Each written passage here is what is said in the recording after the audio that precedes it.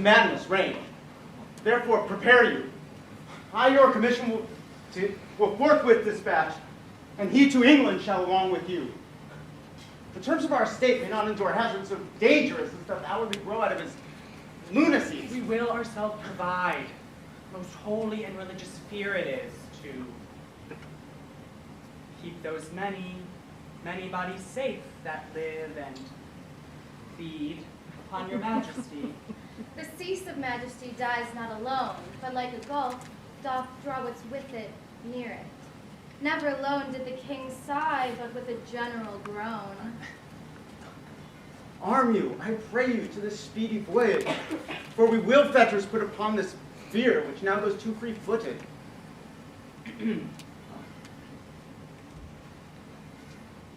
We will haste us. My lord, he's going to his mother's closet. Behind an arras, I'll convey myself to hear the process. I'll warrant she'll tax him home.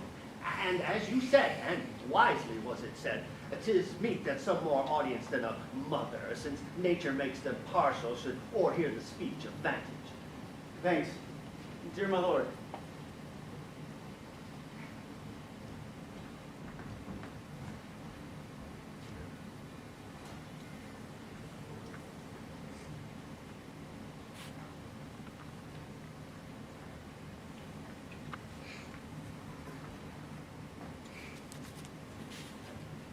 Oh, my offense is rank. It smells to heaven. It hath the primal eldest curse upon it. My brother's murder. Pray can I not, though inclination be as sharp as will. My stronger guilt defeats my strong intent. What if this cursed hand were thicker than itself with brother's blood? Is there not rain enough in the sweet heavens to wash it white as snow? But oh, what form of prayer can serve my turn? Forgive me my foul murder? It cannot be, since I am still possessed of those effects for which I did the murder. My crown, mine own ambition, and my queen. May one be pardoned, yet retain the offense? In the corrupted currents of this world, offenses gilded hand may shove by justice. And oft 'tis seen, the wicked prize itself buys out the law. But 'tis not so above. Oh, wretched state! Oh, bosom black as death! Oh, limed soul that's struggling to be free! Art more engaged. Help, angels! Make essay! Bow, stubborn knees, and heart with strings of steel. Be soft as sinews of the newborn babe.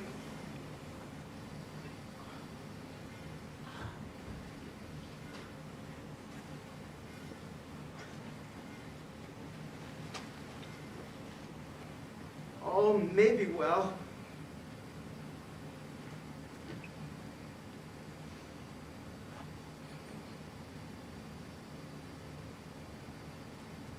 Might I do it, Pat?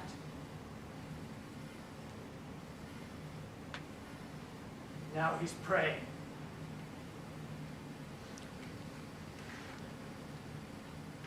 And now I'll do it.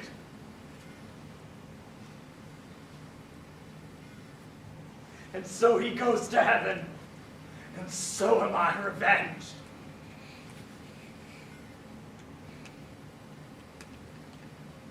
That would be scant. A villain kills my father, and for that, I, his foul son, so this same villain send to heaven.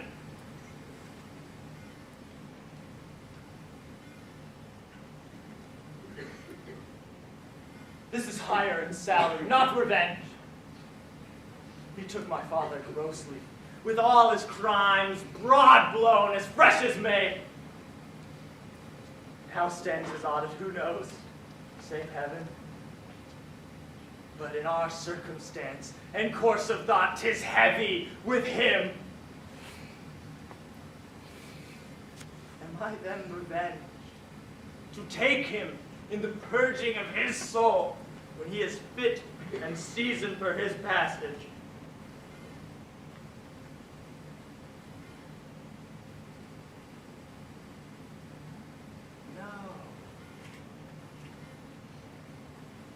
He is drunk asleep, for in his rage, when the incestuous pleasure of his bed, at gaming, swearing, or about some act that hath no relish of salvation in it, then trip him, that his heels may kick at heaven, and that his soul may be as damned and black as hell, whereto it goes.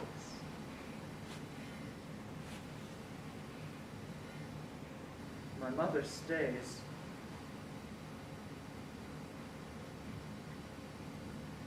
This physic but prolongs thy sickly days.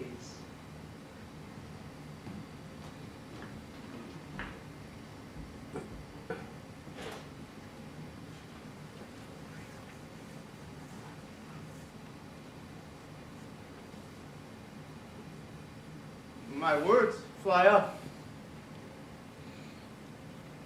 My thoughts remain below. Words without thoughts never to heaven go.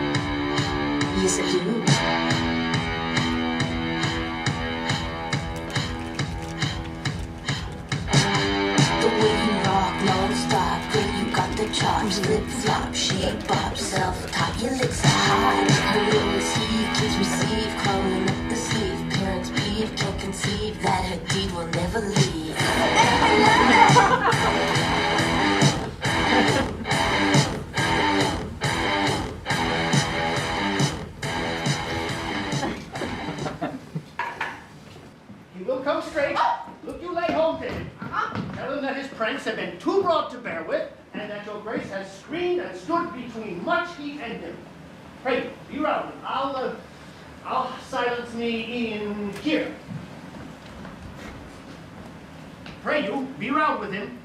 Mother! Mother! Mother!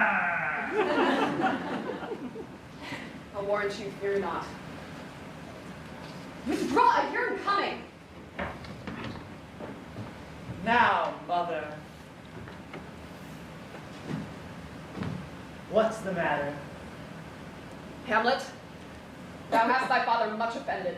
Mother, you have my father much offended. Oh, come, you answer with an idle tongue. Go, go, you question with a wicked tongue. Why, how now, Hamlet? What's the matter now? Have you forgot me? No! By the root, not so. You are the queen, your husband's brother's wife. But, were you not so, you are my mother. Nay, then I'll set those to you that can speak. Come, come and sit you down! You shall not perish. You go not till I set you up a glass where you may see the inmost part of you. What wilt thou do? Thou wilt not murder me? Help! Help! Help! Help! What, a rat? What? Dead! For a ducat, dead! Slay.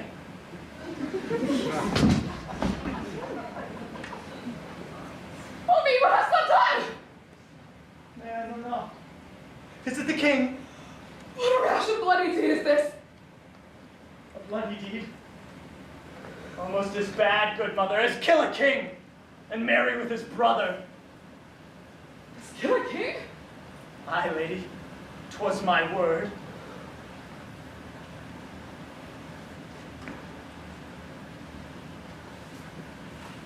Thou wretched, rash, intruding fool! Farewell. I took thee for thy better. Take thy fortune.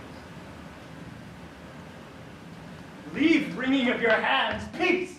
Sit ye down, and let me wring thy heart. For so I shall, if it be made of penetrable stuff. What have I done that thou darest wag thy tongue and noise so rude against me? Such an act that blurs the grace and blush of modesty, calls virtue hypocrite, takes off the rose from the fair forehead of an innocent love, and sets a blister there, makes marriage vows as false as dicer's oath. I mean, what act that roars so loud and thunders in the index? Look here, upon this picture, and on this, the counterfeit presentment of two brothers. See what a grace was seated on his brow. Hyperion's curl, the front of Jove himself, with an eye like Mars to threaten or command. This was your husband.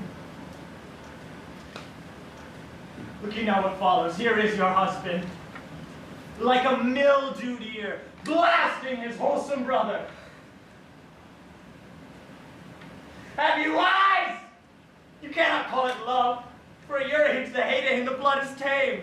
It's humble, and waits upon the judgment. And what judgment would step from this to this? What devil was that thus hath cozened you at Hoodman blind? Oh shame, where is thy blush? Oh, Hamlet, speak no more! Thou turnest mine eyes into my very soul, and there I see such black and grained spots as will not leave their cheek!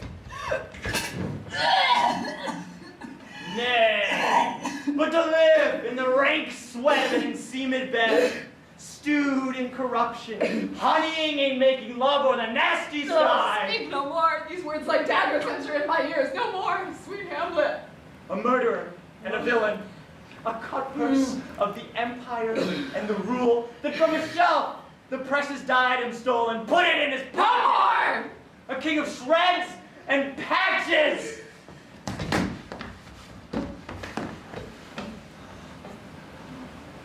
Save me and hover o'er me with your wings, you heavenly guard. What would you, gracious figure? Alas, he is mad. Do not forget, this visitation is but to whet thy almost blunted purpose. but look, amazement on thy mother sits. Oh, step between her and her fighting soul. Speak to her, Hamlet. How is it with you, lady? Alas, how is it with you that you do bend your eye on vacancy with the incorporeal air dual discourse? Whereon do you look? On him! On him! Look you how pale he glares. Do not look on me, lest with this piteous action you convert my stern effect. To whom do you speak this? Do you see nothing there? Nothing at all. Yet, all that is, you see. What? Look you there. Look how it steals away. My father! In his habit as he lived. Look where it goes, e'en now, out at the portal. This is the very coinage of thy brain, this bodiless creation ecstasy is very cunning in. Ecstasy? My pulses yours doth temperately keep time, and makes as healthful music. It's not madness that I have uttered. Lady, for love of grace, lay not a flattering unction to your soul, that not your trespass, but my madness speaks. It will but skin and film the ulcerous spot, whilst rank corruption mining all within remains unseen. Confess yourself to heaven. Repent what's past. Avoid what is to come. Do not spread the compost or the weeds to make them ranker. Oh, Hamlet, thou hast cleft my heart in twain. Or throw away the worser part of it, and live the pure with the other half. Good night. But go not to mine uncle's bed. Assume a virtue if you have it not. Praying tonight, and that will lend a kind of easiness to the next abstinence. So again, good night.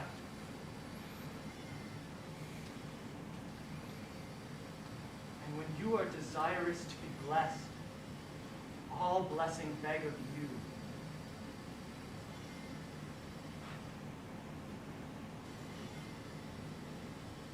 For the same Lord I do repent. I will bestow him, and will answer well the death I gave him. Once more, good night. What shall I do? Not this, by no means that I bid you do. Let the bloat king tempt you again to bed. Pinch wanton on your cheek, call you his mouse, and let him for a pair of reachy kisses to make you to ravel all this matter out. That I essentially am not in madness, but mad in craft.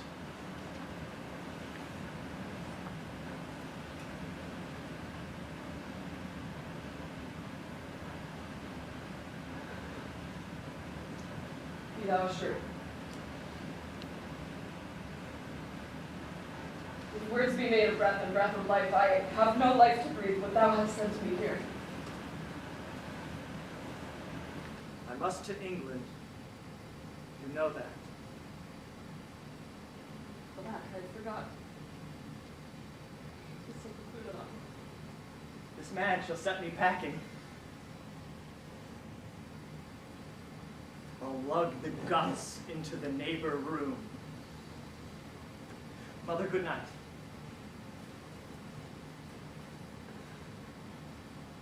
Indeed, this counselor is now most still, most secret, and most grave, who in his life was a foolish, prating knave. Good night, Mother.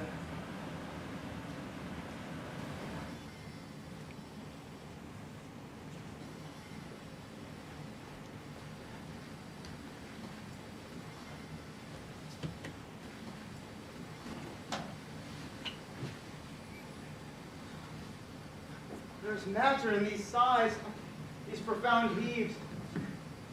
You must translate. 'Tis fit we understand them. Where's your son? Oh, my lord, what I have seen this night. What, Gertrude? How does Hamlet?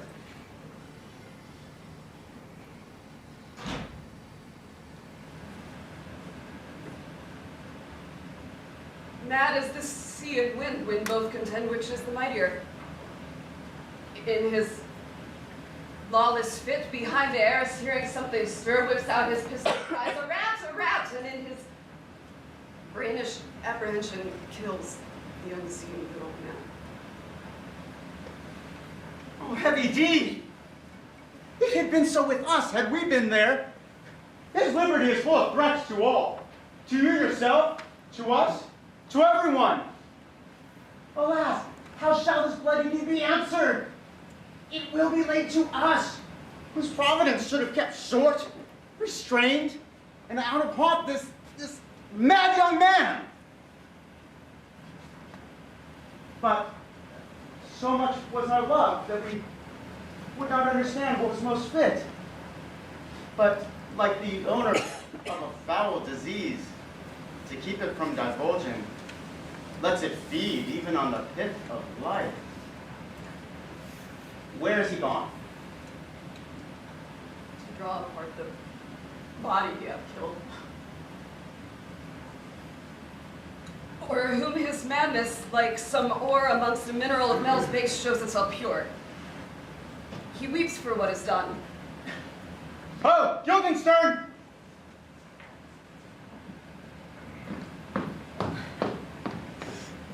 Friends both, go join you with some further aid. Hamlet, in madness, hath Polonius slain, and from his mother's closet hath he dragged him. Go seek him out, speak fair, and bring the body into the chapel. I pray you haste in this.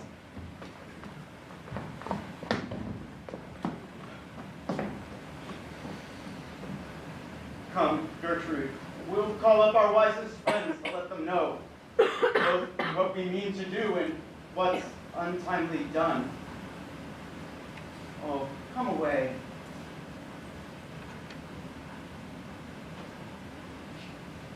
My soul is full of discord and dismay.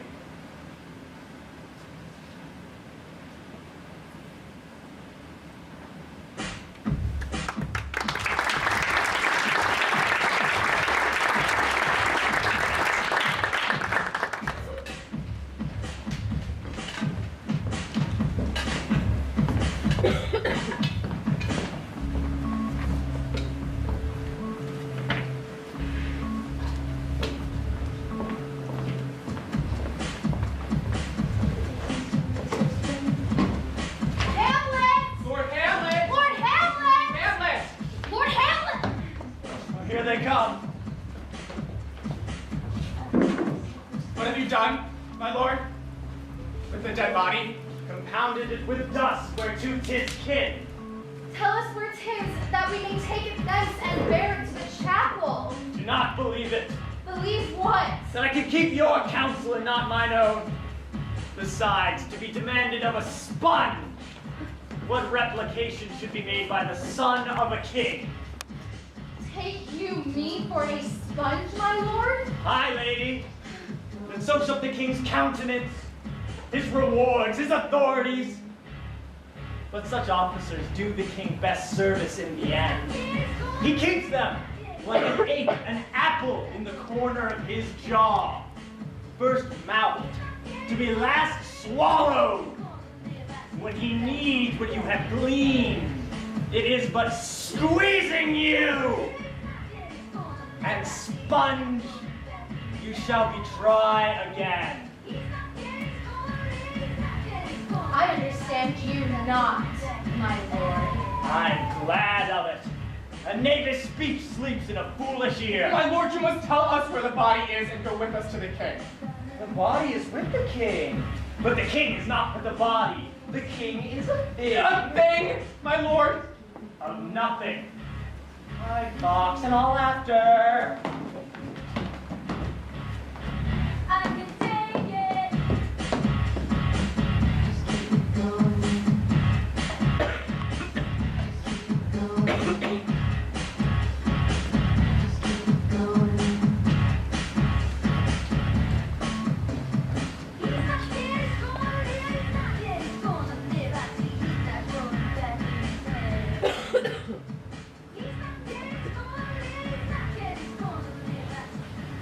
Sent to seek him and to find the body. How dangerous is it that this man goes loose? Yet must not we put the strong law on him? He's loved of the distracted multitude. To bear all smooth and even, this sudden sending him away must seem to deliver pause. Diseases desperate grown by desperate appliance are relieved, or not at all. How now? What hath befallen? Where the body is bestowed, my lord, we cannot get from him. But where is he? Without, my lord, guarded, to know your pleasure. Bring him before us. Ho, Guildenstern! Bring in my lord.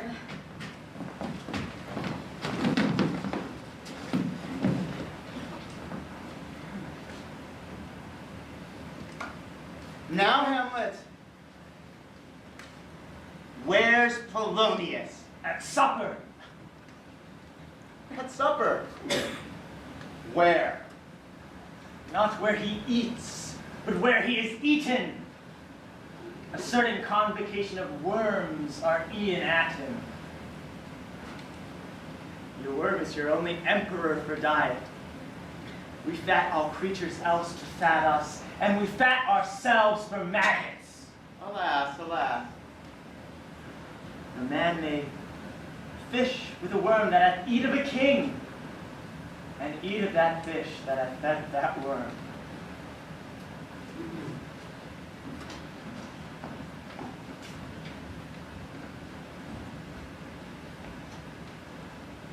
What dost thou mean by this?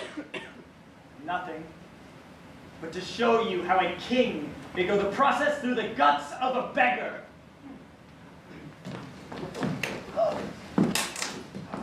Where's Polonius? In heaven! In heaven!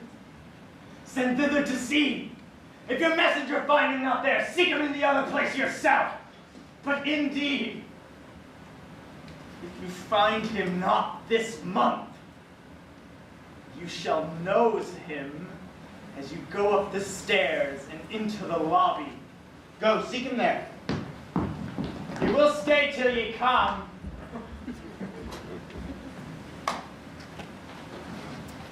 Hamlet, this deed of thine, for thine especial safety, which we do tender, as we dearly grieve for that which thou hast done, must send thee hence with fiery quickness.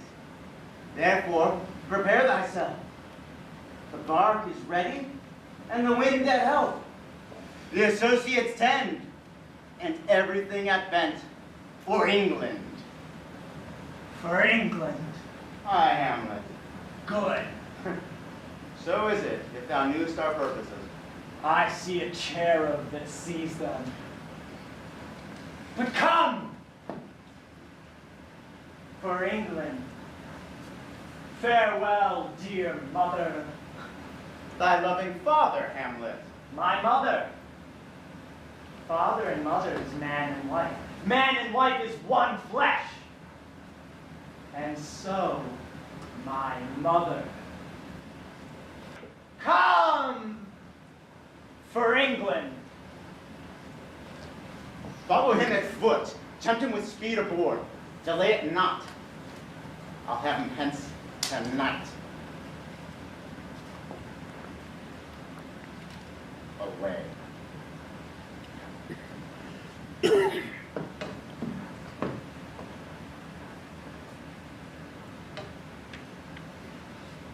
And England, if my love thou holdst at aught, as my great power thereof may give thee sense, since yet thy cicatrice looks raw and red after the Danish sword, and thy free awe pays homage to us. thou mayest not coldly set our sovereign process, which imports at full, by letters conjuring to that effect, the present death of Hamlet. Do it, England. For like the hectic in my blood he rages, and thou must cure me. Till I know 'tis done, howe'er my haps, my joys were ne'er begun.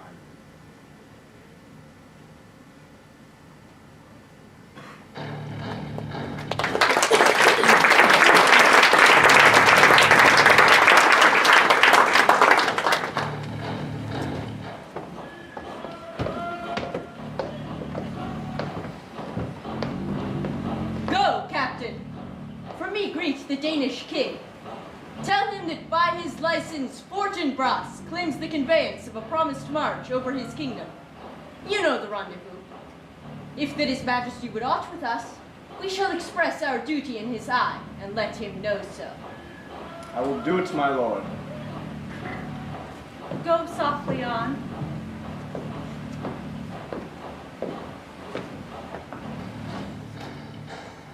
Good sir. Whose power are these? They are of Norway, sir. On purpose, sir, I pray you. Against some part of Poland, sir. Who commands them, sir? The nephew to old Norway, Fortinbras. Go to claim a little patch of land that hath in it no profit with the name. Pay 5 ducats. 5. I would not farm it. I'll buy you, sir. Wilt please you go, my lord? I'll be with you straight. Go a little before.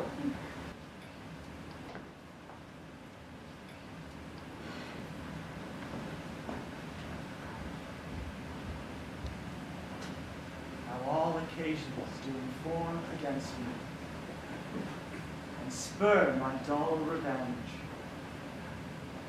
Witness this army of such mass and charge, led on by a delicate and tender prince, whose divine spirit puffed makes mouths at the invisible event, exposing what is mortal and unsure to all that fortune, death, and danger dare, even for an eggshell.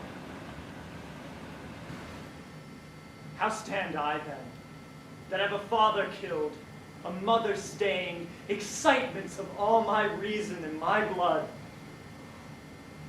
who let all sleep, while to my shame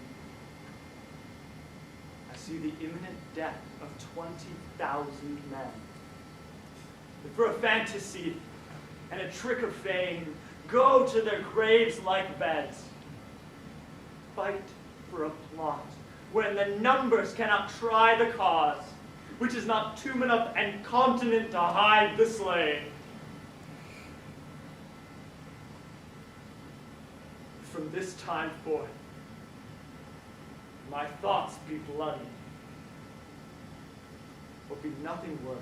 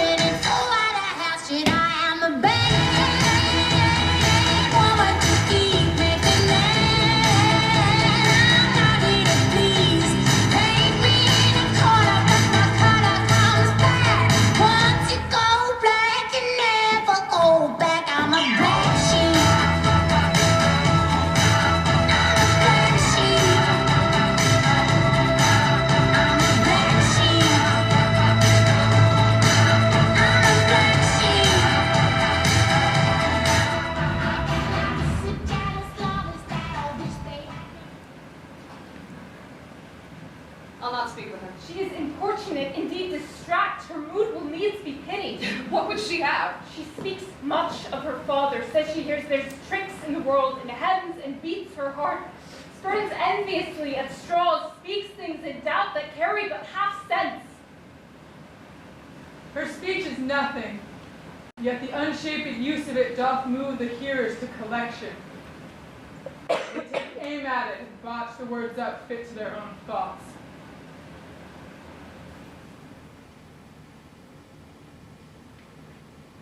For better she were spoken with, or she may strew dangerous conjectures in ill-breeding minds.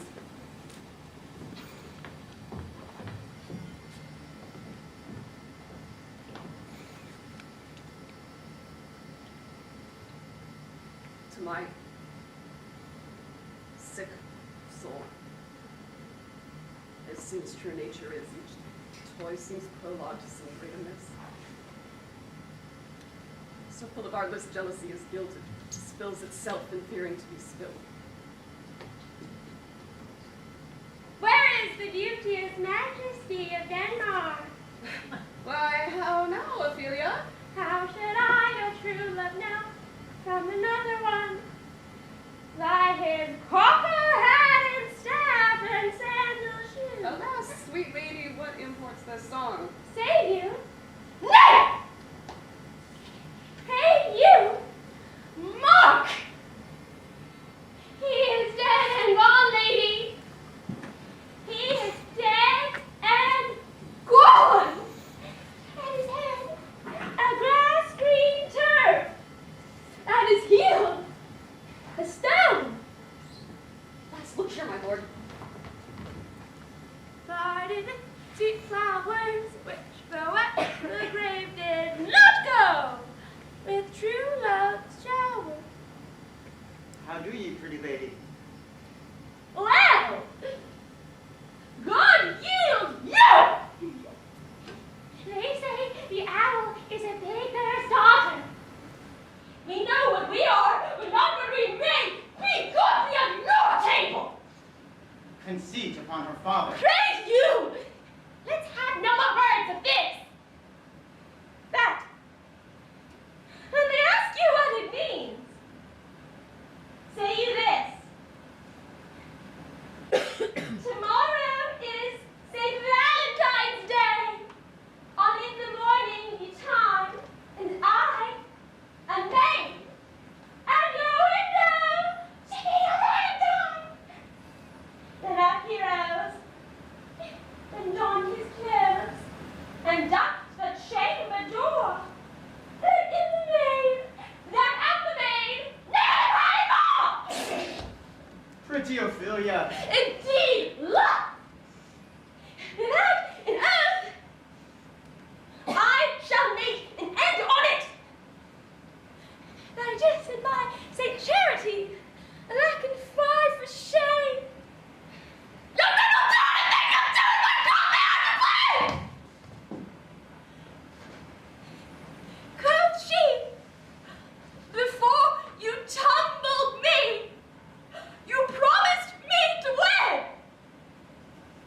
So when I have done, my youngest son has now not come to her. How long hath she been thus?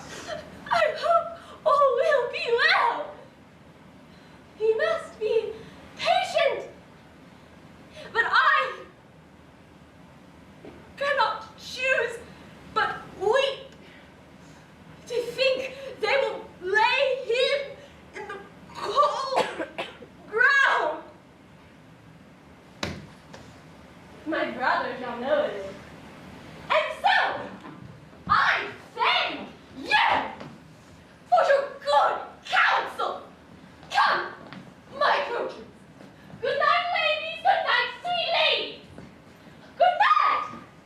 Good night.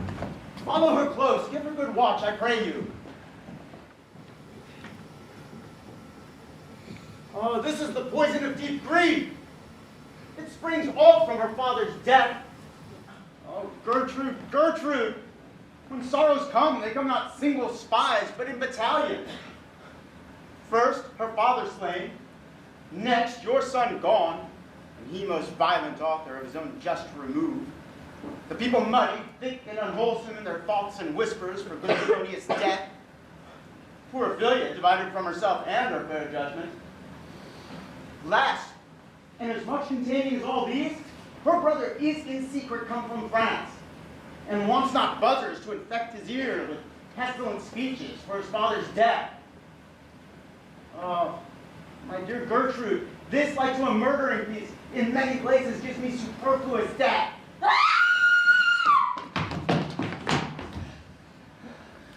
Save yourself, my lord.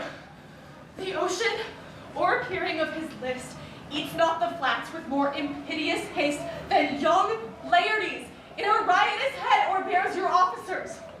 The rabble call him lord, and were the world but now to begin, antiquity forgot, customs not known, they cry, choose we, Laertes shall be king, Laertes shall be king, Laertes king! How cheerfully on the false trail they cry, this encounter, you false Danish dogs!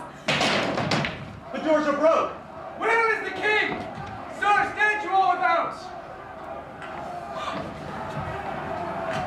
Oh, thou vile king, give me my father! Calmly. Good Laertes. That drop of blood that's called proclaims thee bastard! What is the cause, Laertes, that thy rebellion looks so giant-like? Let him go, Gertrude. Do not fear our person. There's such divinity doth hedge a king, that treason can but peep to what it would, acts little of his will. Tell me, Laertes, why thou art thus incensed. Let him go, Gertrude. Speak, man. Where's my father? Dead. But not by him. Let him demand his fill. How came he dead? I'll not be juggled with. It's a hell allegiance. Vows to the blackest devil. Conscience and grace to the profoundest pits. Let come what comes. Only I'll be revenged most thoroughly for my father. Good Laertes, if you desire to know the certainty of your father's death, is it writ in your revenge that sweepstake you will draw both friend and foe? None but his enemies. Why, now you speak like a good child and a true gentleman, that I am guiltless of your father's death, and am most sensible in grief for it. It shall as level to your judgment pierce, as day does to your eye. Oh, heaps dried up my brains. Tears 7 times salt burn out the steps and virtue of my eye. Dear maid, kind sister, sweet Ophelia. Oh, heavens. Is it possible that a young maid's wits should be as mortal as an old man's life? They bore him barefaced on the bier. Hey, nonny, nonny, hey, nonny. And on his grave rained many a tear. Very well, my dove. Hadst thou thy wits and didst persuade revenge, and it could not move thus. There's Rosemary. That is for remembrance. Pray, love, remember. There's pansies. That's for thoughts.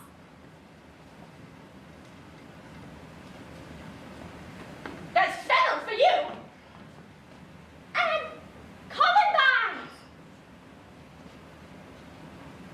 There's rue for you. And here's some for me. Oh, you must wear your rue with a difference. There's a daisy. I would give you some violets, but they withered all when my father died. They say he made a good end, and the moment to come is all my joy. Thought and affliction, passion and hell itself, she turns to favor into prettiness.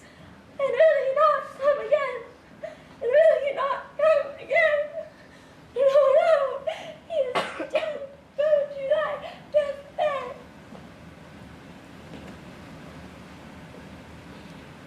will never come again. His beard as white as snow, all flaxen was his poll. He is gone. He is gone. We cast away moon. Grant mercy on his soul, and of all Christian souls, I pray God. God by yea. Do you see this? You gods! Laertes, I must commune with your grief, for you deny me right. Oh, let this be so. These means of death, his obscure burial, no trophy, sword, or hatchment ere his bones, no noble right, nor formal ostentation. Cry to me furthest, or from heaven to earth, that I must call in question. So you shall. And where the offense is, let the great axe fall. What are they that would speak with me?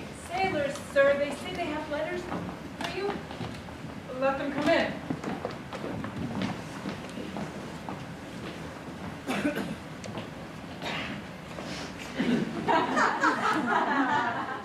God bless you, sir. Let him bless thee as well. He shall, sir, and it please him. There's a letter for you, sir.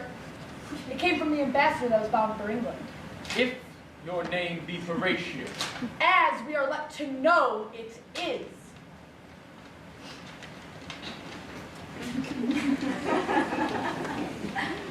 Horatio, when thou shalt have overlooked this, give these fellows some means to the king. They have letters for him. Ere we were 2 days old at sea, a pirate of very warlike appointment gave us chase. In the grapple I boarded them. On the very instant they got clear of our ship, so I alone became their prisoner. They have dealt with me like thieves of mercy, but they knew what they did. I am to do a good turn for them. These good fellows will bring me where I am. Rosencrantz and Guildenstern hold their course for England. Of them I have much to tell thee. Farewell. He that thou knowest thine, Hamlet. Come, I will give you way for these your letters, and do it the speedier that you may direct me to him from whom you brought them.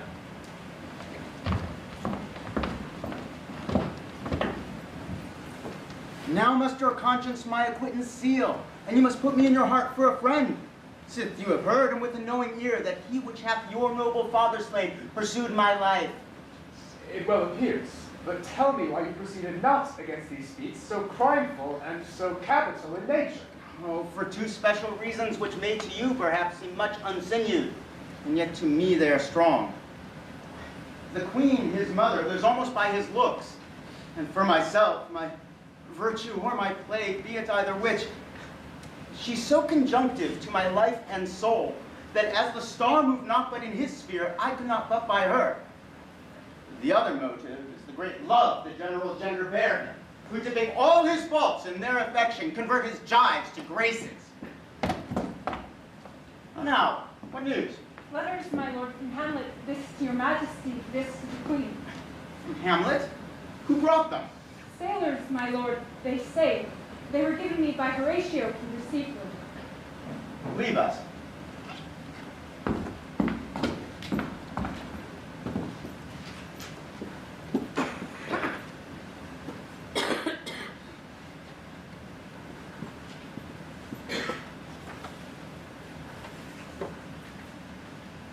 Laertes, was your father dear to you? Or are you like the painting of a sorrow, a face without a heart? Why ask you this? Hamlet comes back. What would you undertake to show yourself your father's son in deed more than in words? To cut his throat in the church. No place, indeed, should murder sanctuarize. Revenge should have no bounds. But, good Laertes, will you do this? Keep close within your chamber. Hamlet returned shall know you are come home. We'll put on those shall praise your excellence, and for your rapier most especially, and wager on your heads. He, being remiss, most generous, and free from all contriving, will not peruse the foils, so that with ease, or with a little shuffling, you may choose a sword unbaited, and in a pass of practice, requite him for your father. I will do it. And for this purpose, I'll anoint my sword. I bought an unction of a mountebank, so mortal it could dip a knife in it. Where it draws blood, no cataplasm so rare. Collected from all the simples that have virtue under the moon, can save the thing from death. Let's further think of this, where what convenience, both of time and means, may fit us to our shape. Soft, let me see. When in your motion you are hot and dry, and that he calls for drink, I'll have prepared him a chalice for the nonce, whereon but sipping, if he by chance escape your venom's suck, our purpose may hope there. Well, how now, sweet queen?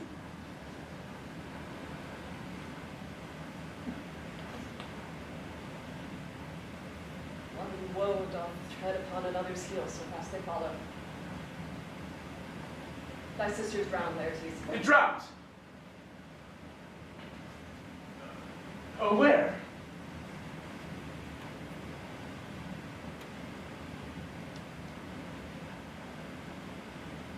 There's a willow, rose aslant a brook that shows whose hoar leaves in the glassy stream. There, with fantastic garlands did she come of crowflowers, nettles, daisies, and long purples. There, on the pendant boughs, her corded weeds clambering to hang, an envious sliver broke. When down the weedy trophies and herself fell in the glassy stream. Her clothes spread wide, and mermaid-like a while they bore her up, wherein she chanted snatches of old tunes as one incapable of her own distress, or like some creature, naive and endued into that element.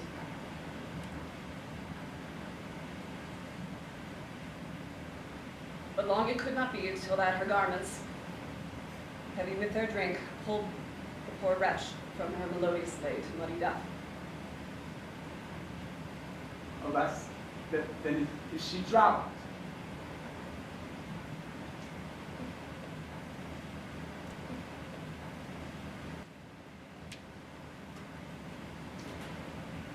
Drowned.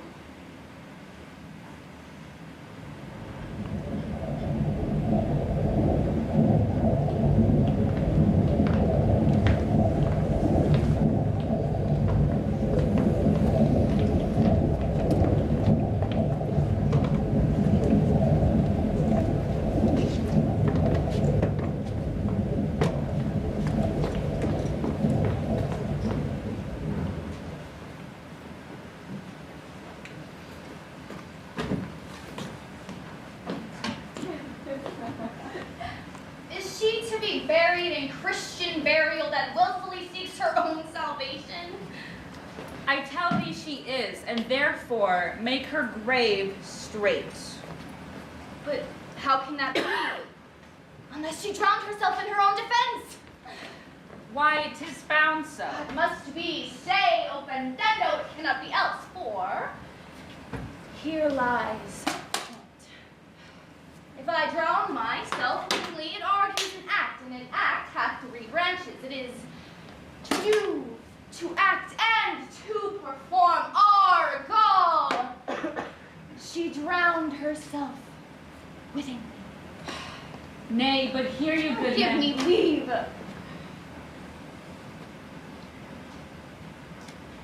Here lies the water. Good. Here stands the man. Good. Now, if the man come to the water and drown himself, it is willy-nilly, he goes, mark you that. But if the water come to the man and drown him, why, he drowns not himself. Argal, he that is not guilty of shortening his own length takes not his own length. Will you have the truth on it? If this had not been a gentle woman, she should have been buried out of Christian burial. There thou sayest. The more pity that great folk should have countenance in this world to drown or hang themselves, more than even their Christian. Come, my spade.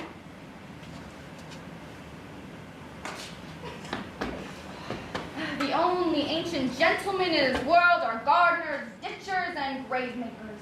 We hold up Adam's profession. Was he a gentleman? He was the first that ever bore arms. Why, he had none. What? Art a heathen? How dost thou understand the scripture? The scripture says Adam digged. Could he dig without arms? Oh, go, get thee to yard and fetch me a stoop of liquor. Oh, any youth when I did love me, thought it was very sweet to contrast the time for my behove. Methought there was nothing meet. Has this woman no feeling of her business that she does sing at grave making? Custom hath made it in her a property of easiness, my lord. But age with his stealing steps had caught me in his clutch and shipped me into the land as if I had never been such. That skull had a tongue in it, and could sing once. It might be the pate of a politician, which this ass o'er offices. One that could circumvent God, might it not? It might, my lord. Or the courtier could say, "Good morrow, sweet lord, how dost thou, good lord?" A pickaxe and a spade for and a shrouding sheet. A pit of clay for to be made for such a guest as meet. There's another. May that not be the skull of a lawyer? Where be his quiddities now? His quillets, his cases, his tenures, and his tricks. Why does he suffer this rude knave now to knock him about the sconce with a dirty shovel? We will not tell him of his action of battery. Whose grave's this, Sara? Mine, sir?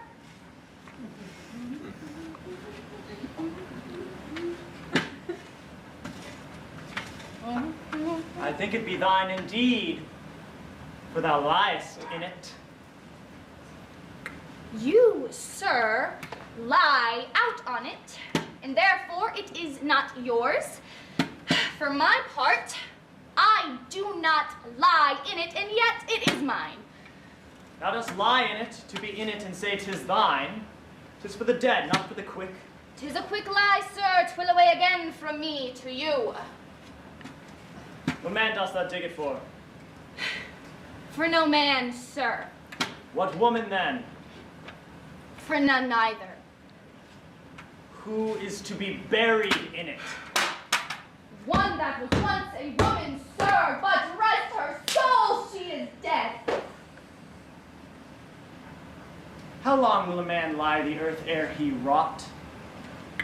Well, if he be not rotten before he die, it will last you some 8 year, 9 year. There's a skull now. Whose was it? A mad Orson's it was, whose you did it. Nay, I know not. Pestilence on him for a mad rogue.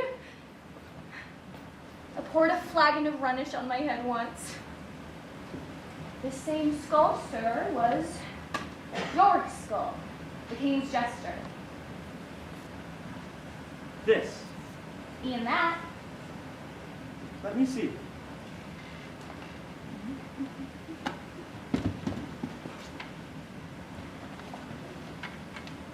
Alas, poor York. I knew him, Horatio. fellow of infinite jest, of most excellent fancy.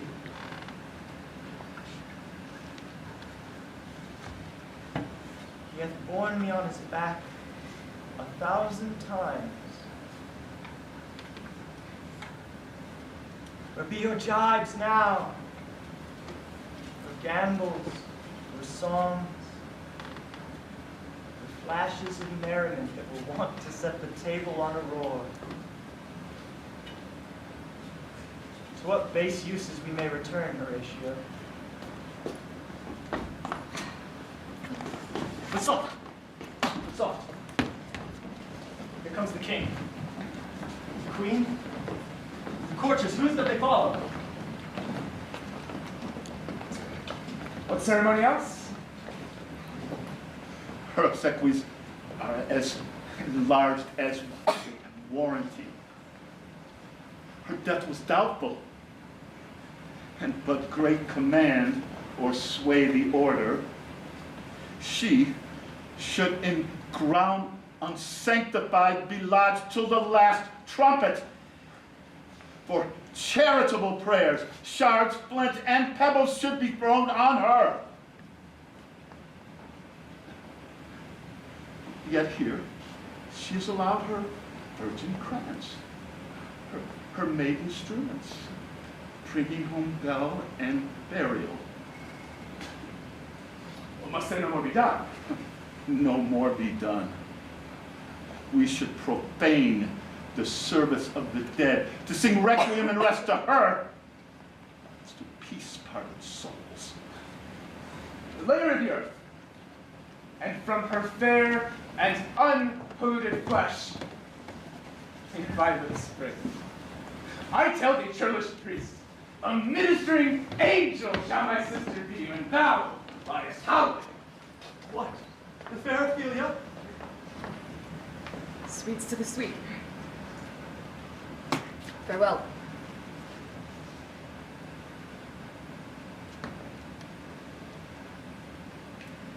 I hope thou shouldst have been my Hamlet's wife. I thought thy bride bed to have decked sweet maid and not have strewed thy grave. Oh, treble woe, fall 10 times treble on that cursed head, whose wicked deed thy most ingenious sense deprived thee of. Now hold off the earth a while, till I have caught her once more in mine arms. What is he whose grief bears such an emphasis? Whose phrase of sorrow conjured the wandering stars and makes them stand like wonder-wounded hearers? This is I, Hamlet the Dane! The devil take thy soul! The praise not well, and with the blood thy fingers from my throat! What the sunrise? Let my lord be quiet! Why, I will fight with him upon this theme until my eyelids no longer wag! My son, what theme? I loved Ophelia! 40,000 brothers could not with all their quantity of love make up my sum. What wilt thou do for her? Oh, he is mad, Laertes. The love of God, forbear him! Come, show me what thou do. I'll do it. Dost thou come here to whine? To outface me with leaping in her grave? Be buried quick with her, and so shall I! Lord! This is mere madness. And thus a while the fit will work on him. Anon, as patient as the female dove, when that her golden couplets are disclosed, his silence will sit drooping. Hear you, sir. What is the reason that you use me thus? I loved you ever. But it is no matter. Let Hercules himself do what he may. The cat will mew and dog will have his day. I pray you, good Horatio, wait upon him.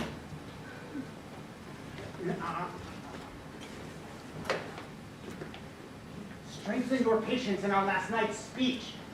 We'll put the matter to the present push. Good Gertrude, set some watch over your son. This grave shall have a living monument, an hour of quiet, shortly shall we see. Till then, in patience, our proceeding be.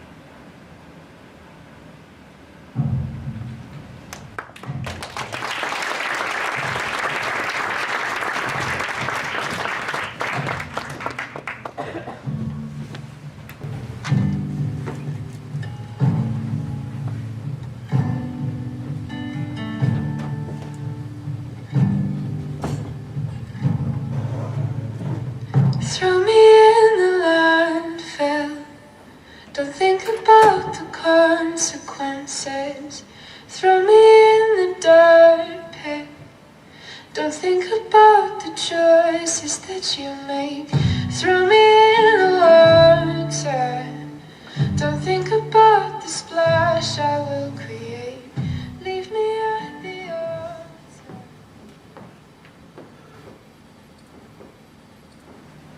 You do remember all the circumstance. Remember it, my lord. Sir, in my heart there was a kind of fighting that would not let me sleep. Up from my cabin, my sea gown scarfed about me. In the dark groped I to find out them. Had my desire, fingered their pact, and in fine withdrew to mine own room again, making so bold, my fears forgetting manners, to unseal their grand commission, where I found Horatio, a royal knavery, an exact command larded with several sorts of reason, importing Denmark's health and England's too, that on the supervised, no leisure baited, no, not to say the grinding of the axe, my head should be struck off. Is it possible? Here's the commission, 3 days more leisure. Being thus bonneted round with villainies, ere I could make a prologue to my brain, they had begun the play. I sat me down, devised a new commission, wrote it fair, in earnest conjuration from the king, as England was his faithful tributary, that on the view and know of these contents, he should the bearers put to sudden death, not shriving time allowed.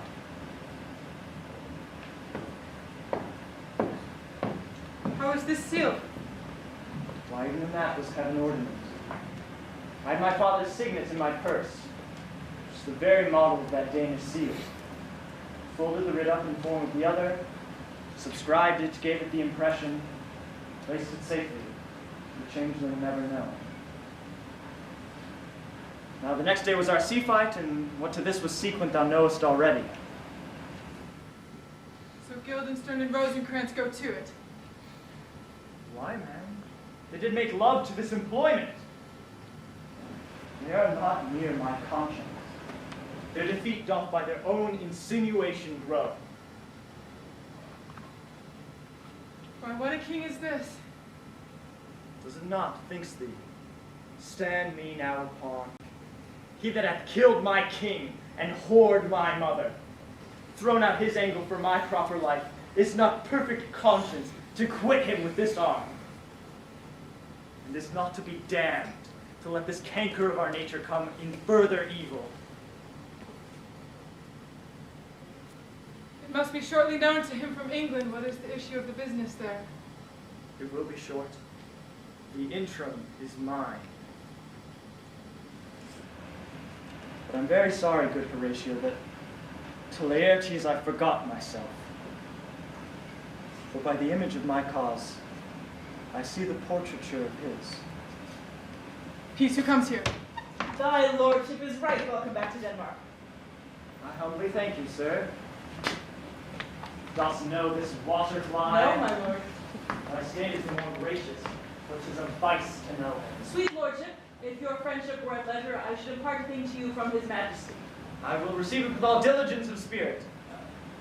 I pray you, put your bonnet to his right use. 'Tis for the head. I thank your lordship. 'Tis very hot. No, believe me, 'tis very cold. The wind is northerly. 'Tis exceedingly cold, my lord, indeed. Methinks it is very sultry and hot for my complexion. Exceedingly, my lord, 'tis very sultry, as 'twere, I cannot tell how. But, my lord, his majesty bade me signify to you that he has laid a great wager on your head. Sir, this is the matter. I beseech you. Nay, in good faith, for my ease in good faith. Sir, here has newly come to court LAERTES. Believe me, an absolute gentleman, full of most excellent differences, a very soft society, great showing. Indeed, to speak feelingly of him, he is the very card or calendar of gentry, for you shall find in him the continent of what heart a gentleman would see. Concernancy, sir. Sir? What imports the nomination of this gentleman? Of LAERTES? Of him, sir. I know you are not ignorant. I would you did, sir. You are not ignorant of what excellence LAERTES is at his weapon. The king, sir, hath laid that in a dozen passes between you and him, he shall not exceed you 3 hits. He hath laid on 12 for 9, and that would come to immediate trial if your lordship would vouchsafe the answer. How if I answer no? I mean, my lord, the opposition of your person in trial. Sir, I'll walk here the hall. If it please his majesty, 'tis the breathing time of day with me. Let the foils be brought, the gentleman willing, and the king hold his purpose. I'll wait for him if I can. Shall I deliver you even so? To this effect, sir, after what flourish your nature will. I commend my duty to your lordship. Yours, yours. You will lose this wager, my lord. I do not think so.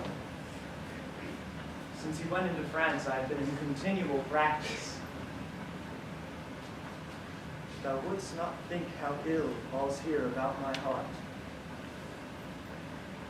But it is no matter. If your mind dislike anything, obey it. I will forestall their repair hither and tell them you are not fit. Not a whit! You defy augury. There's a special providence in the fall of a sparrow. If it be now, 'tis not to come. 'Tis not to come, it will be now. Yet if it be not now, yet it will come. The readiness is all. Since no man has aught of what he leaves, what is to leave the times? Let be. Come, Hamlet, come and take this hand from me. Give me your pardon, sir, for I have done you wrong. But pardon it as you are a gentleman. This presence knows, and you must needs have heard, how I am punished with sore distraction. What I have done that might your nature, honor, and exception roughly wake, I here proclaim was madness. I am satisfied. I do receive your offered love like love. Will not wrong us. I do embrace it freely. And will this brother's wager frankly play? Give us the foils, come on. Come, one for me. I'll be your foil, LAERTES. In mine ignorance, your skill shall, like a star in the darkest night, stick fiery off indeed. You mock me, sir. No, by this hand. Give them the foils, young Osric. Cousin Hamlet, you know the wager. Very well, my lord. Your grace hath laid the odds of the weaker side. I do not fear it. I have seen you both. But since he is better, we have therefore odds. Set the stoops of wine upon that table. If Hamlet give the first or second hit, let all the battlements their ordnance fire. The king shall drink to Hamlet's better breath, and in the cup a union shall he throw, richer than that which 4 successive kings in Denmark's crown have worn. Come, begin. And you, the judges, bear a wary eye.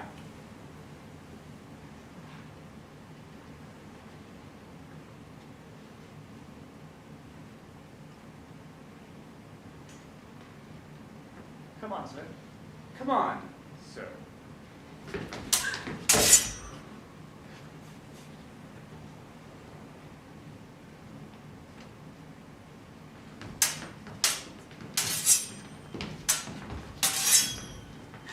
One! No! Judgment! A hit, a very palpable hit. Well, again. Stay. Give me the drink. Hamlet, this pearl is thine. Here is to thy health. Give him the cup. I'll play this bout first. Sit by a while. Come.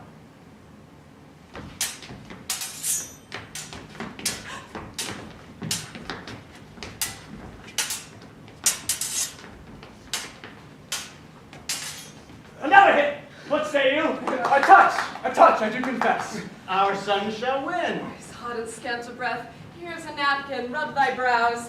The queen carouses to thy fortune, Hamlet. Good madam. Gertrude, do not drink. I will, my lord. I pray you pardon me. Come, for the third Laertes.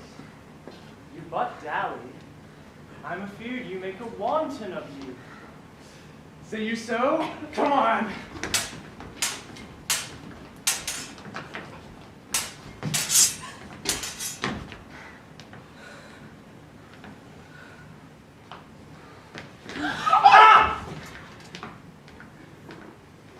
Nay. Come again!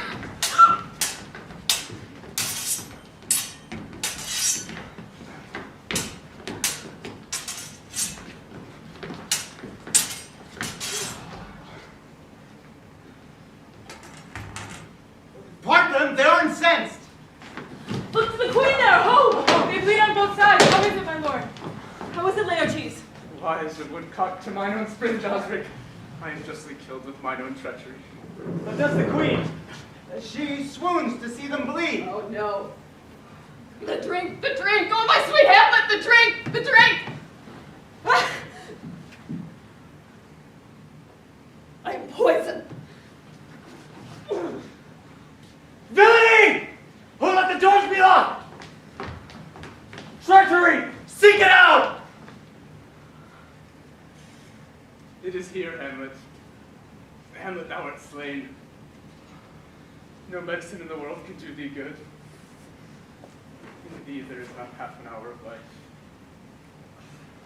The treacherous instrument is in thy hand, unbaited and envenomed. The foul drink hath turned itself on me. Oh, here I lie, never to rise again. Thy mother's poisoned. I can no more. The king's to blame. The point in venom too. Venom to thy work!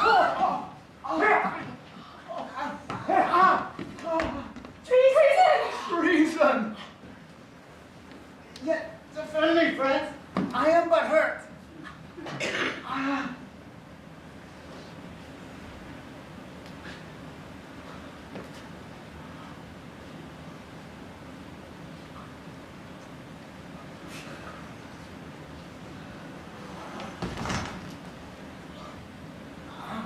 Here, thou murderous, incestuous, damned day. Drink off this potion. Is thy union here? Follow my mother.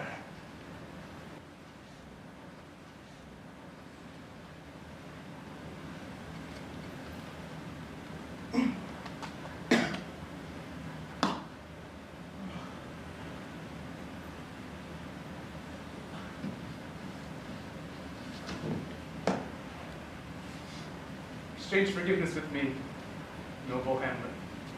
Mine and my father's deaths come not upon thee, nor thine upon me. I can make you free of it. I follow thee!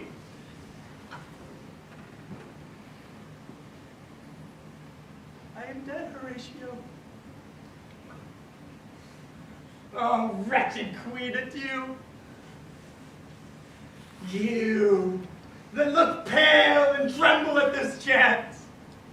There are but mutes or audience to this act, had I but time. As this fell Sergeant Death is swift in his arrest, oh, I could tell you. But let it be. Horatio, I am dead. Thou livest. report me and my causes right to the unsatisfied. Never believe it. I am more an antique Roman than a Dane. There's yet some liquor left. As thou art a man, Horatio, give me the cup. Go. By heaven, I'll have it! Oh, good Horatio.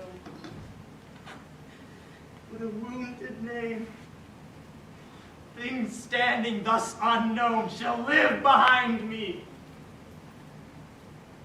If thou didst ever hold me in thy heart, am sent thee from Felicity a while, and in this cruel world draw thy breath in pain to tell my story. What warlike noise is this? Young Fortinbras with conquest come from Poland. The masters of England gives this warlike volley. I die, Horatio. But I do prophesy the election lights on Fortinbras. He has my dying voice. So tell him, with the occurrence more and less which have solicited.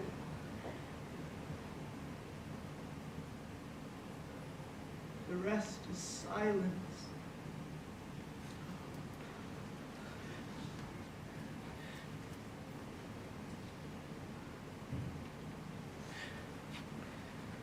Now cracks a noble heart. Good night, sweet prince. And flights of angels sing thee to thy rest. Why does the drum come hither?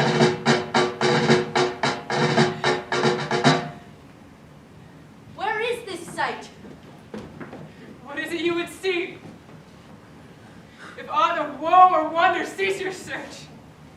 This quarry cries on havoc. O proud death, what beast is torn in thine eternal cell, that thou so many princes and a shot so bloodily hast struck? The sight is dismal, and our fares from England come too late. The ears are senseless that should give us hearing, to tell him his commandment is fulfilled, that Rosencrantz and Guildenstern are dead. But where should we have our thanks? Not from his mouth. Had it the ability of life to thank you, he never gave commandment for their death. But sent so jump upon this bloody question, you from the Polack wars and you from England are here arrived. Give order that the bodies high on a stage be placed to the view. And I will speak to the yet unknowing world how these things came about. Let us haste to hear it, and call the noblest to the audience. For me, with sorrow I embrace my fortune. We have some rights of memory in this kingdom, which now to claim my vantage doth invite me. Let 4 captains bear Hamlet like a soldier to the stage, for he was likely, had he been put on, to have proved most royally. And for his passage, the soldier's music and the rights of war speak loudly for him. Go, bid the soldiers shoot.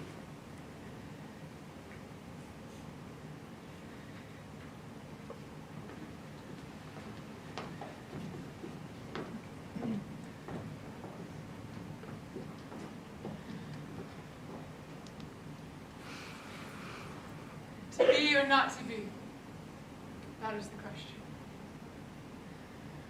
Whether 'tis nobler in the mind to suffer the slings and arrows of outrageous fortune, or to take arms against a sea of troubles and by opposing end them.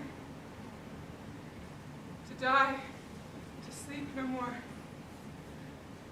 And by a sleep to say we end the heartache and 1,000 natural shocks that flesh is heir to.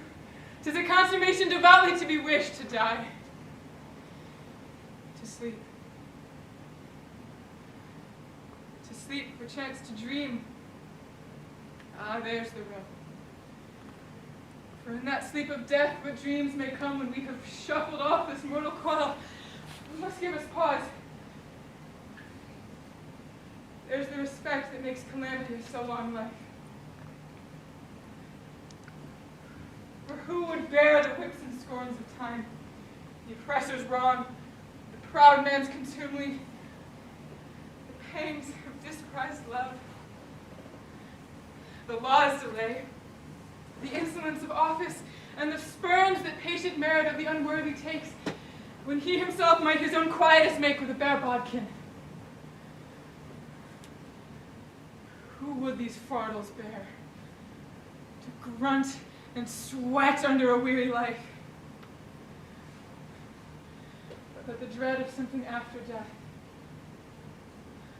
the undiscovered country from whose bourne no traveler returns, puzzles the will, and rather makes us bear those ills we have than fly to others we know not of.